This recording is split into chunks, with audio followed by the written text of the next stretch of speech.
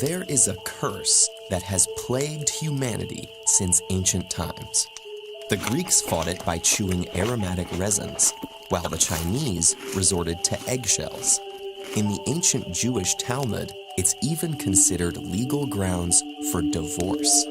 This horrible scourge is halitosis, otherwise known as bad breath. But what causes it, and why is it so universally terrifying? Well, think of some of the worst odors you can imagine, like garbage, feces, or rotting meat. All of these smells come from the activity of microorganisms, particularly bacteria. And as disgusting as it may sound, similar bacteria live in the moisture-rich environment of your mouth. Don't panic. The presence of bacteria in your body is not only normal, it's actually vital for all sorts of things like digestion and disease prevention. But like all living things, bacteria need to eat.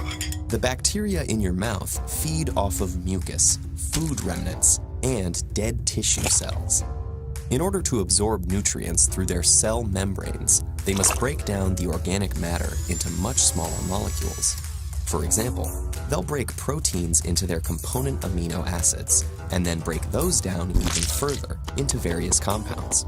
Some of the foul-smelling byproducts of these reactions, such as hydrogen sulfide and cadaverine, escape into the air and waft their way towards unsuspecting noses.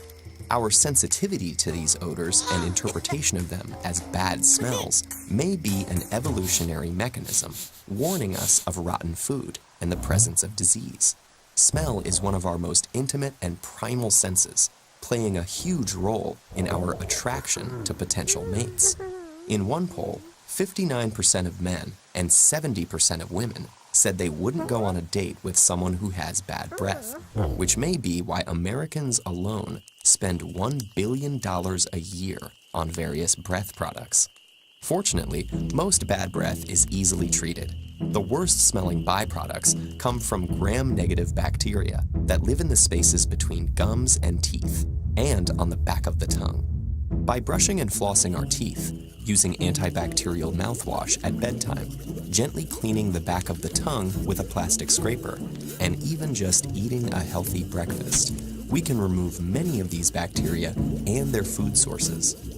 In some cases, these measures may not be enough due to dental problems, nasal conditions, or rarer ailments such as liver disease and uncontrolled diabetes. Behaviors like smoking and excessive alcohol consumption also have a very recognizable odor. Regardless of cause, the bad smell almost always originates in the mouth and not the stomach or elsewhere in the body. But one of the biggest challenges lies in actually determining how our breath smells in the first place, and it's unclear why. It may be that we're too acclimatized to the smell inside our own mouths to judge it, and methods like cupping your hands over your mouth or licking and smelling your wrist don't work perfectly either. One study showed that even when people do this, they tend to rate the smell subjectively, according to how bad they thought it was going to be. But there's one simple, if socially difficult way of finding out how your breath smells. Just take a deep breath and ask a friend.